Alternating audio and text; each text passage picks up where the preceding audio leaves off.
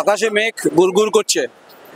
Central মেট্রোর তলায় যারা বসে আছেন, শুয়ে আছেন, ক্লান্ত বিধ্বস্ত, এরা পশ্চিমবঙ্গের শিক্ষা ব্যবস্থার বুনিয়াদী স্তরের গুরুত্বপূর্ণ ভূমিকায় রয়েছে শিক্ষক ও শিক্ষিকা। তারা মার খাচ্ছেন, পরে পরে লাট খাচ্ছেন, লাট্টুর মতো। আজকে 4 দিন ধরে, বৃহস্পতি, শুক্র, শনি, রবি, তারা আন্দোলনে সামিল। তারা সরকারের বক্তব্য জানতে চাইছেন। সরকার যিনি প্রশাসনিক প্রধান, তার কোনো বক্তব্য নেই বা কোনো উদ্যোগ নেই। এবং বৃহস্পতিবার পুলিশের হাতে যেভাবে আক্রান্ত হয়েছে, তাতে অন্তঃসত্ত্বা মহিলা হোক, শিক্ষক হোক, কার্যত রক্ত ঝরেছে। এখানকার যিনি কাউন্সিলর, তার হাতে আক্রান্ত হয়েছেন, তার চেলা চামুন্ডারা কার্যত আক্রান্ত করেছে শিক্ষক শিক্ষিকাদের। যে শিক্ষক শিক্ষিকারা আমাদের শিক্ষা ব্যবস্থার ক্ষেত্রে গুরুত্বপূর্ণ ভূমিকা পালন করে, তা পড়ে পড়ে মার খাচ্ছে কেন? যেখানে কবিগুরু রবীন্দ্রনাথ ঠাকুর বারবার করে বলতেন, শিক্ষা ব্যবস্থাই হচ্ছে বুনিয়াদী স্তরের একটা মাধ্যম, যে মাধ্যম খুব গুরুত্বপূর্ণ। তাহলে হলোটা কি? কেউ বালুরঘাট, কেউ উত্তর দিনাজপুর, কেউ করণদিঘি, কেউ জলপাইগুড়ি, কেউ কাকদ্বীপ, কেউ ডায়মন্ড হারবার, কেউ পুরুলিয়া, কেউ বর্ধমান, সর্বত্রই হচ্ছে শিক্ষক এবং শিক্ষিকা যোগ্য। তারা এই নয় যে তারা কোনো নেতাদের পয়সা দিয়ে চাকরি পেয়েছেন। মেধার ভিত্তিতে তারা পরিশ্রম করে ঘটি চাটি বিক্রি করে বাবা মা শিক্ষক ও শিক্ষিকা বানাতে তৈরি করতে সাহায্য করেছেন। এদের পরিবার আছে, এদের সন্তান আছে, এদের বাবা আছে, এদের মা আছে। এরা বিভিন্ন ইএমআই দিয়ে বাড়ি করেছেন, কেউ হয়তো চিকিৎসারত বাবা ও মা রয়েছে। তাহলে এরা এখানে পড়ে আছে। আর মুখ্যমন্ত্রী মমতা বন্দ্যোপাধ্যায় বলছেন যে শিক্ষক এবং শিক্ষিকা তারা যেন লক্ষণ রেখা সীমা না পার না করে। আচ্ছা, লক্ষণ রেখা পার করার জন্য তো এরা আসেনি। এরা এসেছিল সুপ্রিম কোর্টের প্রাক্তন প্রধান বিচারপতি ডিভিশন বেঞ্চ সঞ্জীব খান্নার আদেশের পরিপ্রেক্ষিতে। সেখানে যোগ্য এবং অযোগ্যর কথা হচ্ছিল। প্রায় 7,000 সামথিং কিছু বাদ দিয়ে বাকি হচ্ছে যারা শিক্ষক, টেন্টেড ও নন টেন্টেড। মুখ্যমন্ত্রী বারবার করে বলার চেষ্টা করছে তিনি সবার পক্ষে, সবার সঙ্গে তিনি সহমতের ভিত্তিতে তিনি কথা শুনতে চান। যদি তাই শুনতেন, নেতাজি ইন্ডোর স্টেডিয়ামে তিনি যাদেরকে একত্রিত করেছিলেন, তা কিন্তু হলো না। তাহলে এখানে একদিকে গাড়ি যাচ্ছে, একদিকে মেট্রো যাচ্ছে, একদিকে কোলাহল, একদিকে চিৎকার, একদিকে তারা আন্দোলন করছেন, তারা কাট আউট রাখছেন। এবং প্রতিটি পলিটিক্যাল পার্টি এবং সংবেদনশীল সমাজ ব্যবস্থায় গুরুত্বপূর্ণ ভূমিকায় যারা রয়েছেন, তারা প্রতিবাদ করছেন, সরব হচ্ছেন।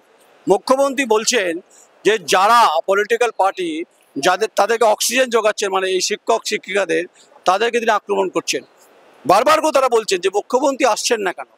এখানে শিক্ষামন্ত্রী বসেন বিকাশ ভবনে, তার কোনো দেখা নেই কেন?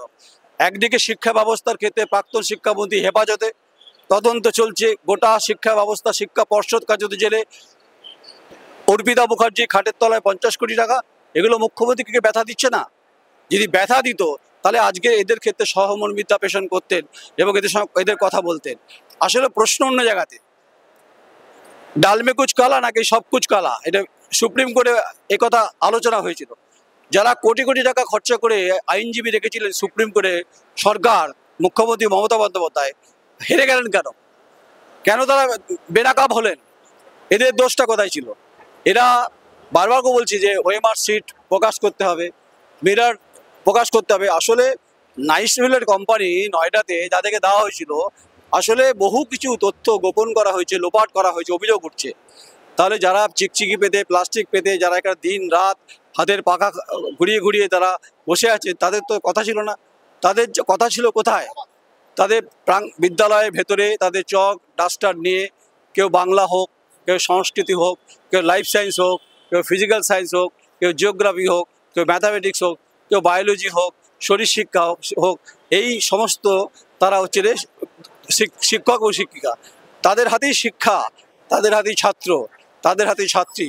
যে ছাত্ররা বিজ্ঞানী হন, যে ছাত্ররা এই শিক্ষকদের পড়ানোর অনুপ্রাণিত হয়ে, এবং ছাত্র এবং ছাত্রী তারা কেউ অধ্যাপক হন, কেউ বিজ্ঞানী হয়ে যান, ইঞ্জিনিয়ার হন, বিভিন্ন সরকারি লেভেলে চাকরি হোক, বেসরকারি লেভেলে চাকরি হোক, স্বদেশে এবং বিদেশে, তারা কিন্তু এই শিক্ষকদের পঠন পাঠনে বুনিয়াদী স্তরের শিক্ষা অর্জন করেই তারা আজকে সমাজ ব্যবস্থায় কিন্তু তারা ভূমিকা পালন করছে।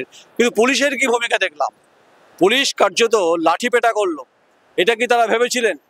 যারা আবার বলছি, যারা চক ডাস্টার নিয়ে পড়ান, তারা খেলেন লাঠি, তারা খেলেন বাড়ি, তারা হলেন রক্তাক্ত।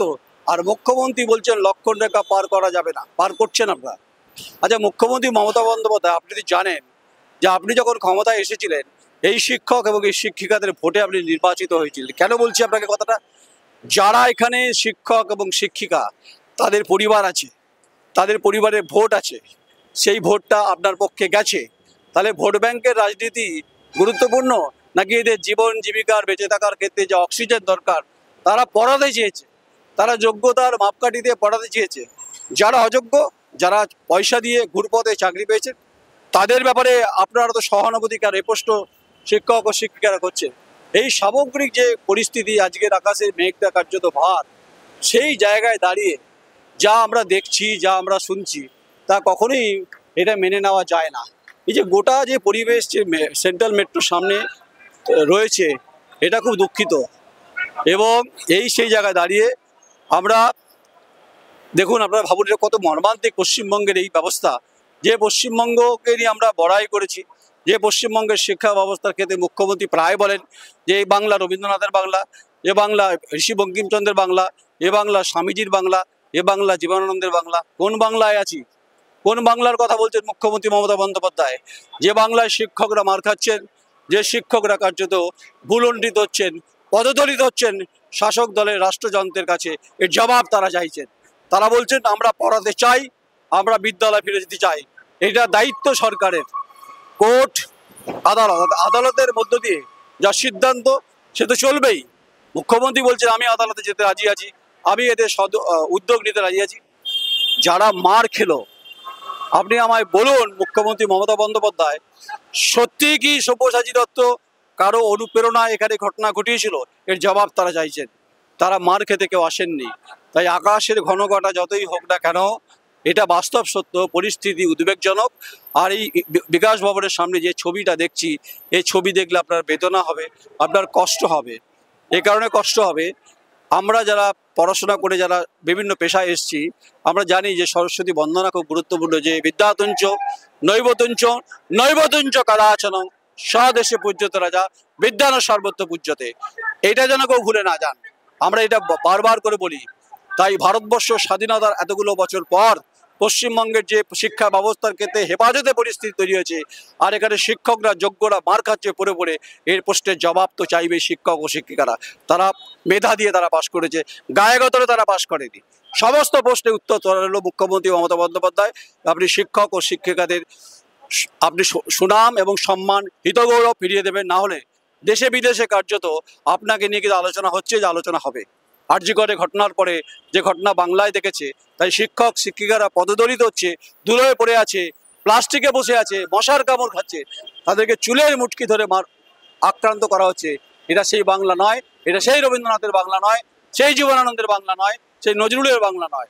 এটা এই বাংলা, তা নদিয়ার কোনো কৃষক হোক, পুরুলিয়ার কোনো শ্রমজীবী পরিবার হোক, তারা সেখান থেকে বিলং করেন। এরা এক একজন হচ্ছে রে শিক্ষা ব্যবস্থার মেরুদণ্ড। এটা যেন কেউ ভুলে না যায়।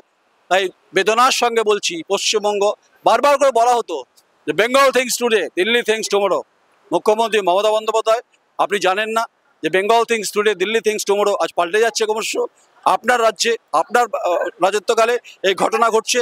এই সমস্ত প্রশ্নের জবাব তো দিতেই হবে। নমস্কার, আমি নয়ন রায়, আমার চিত্র সাংবাদিক ঐন্দিলা ব্যানার্জি, বিকাশ ভবন, সল্ট লেক।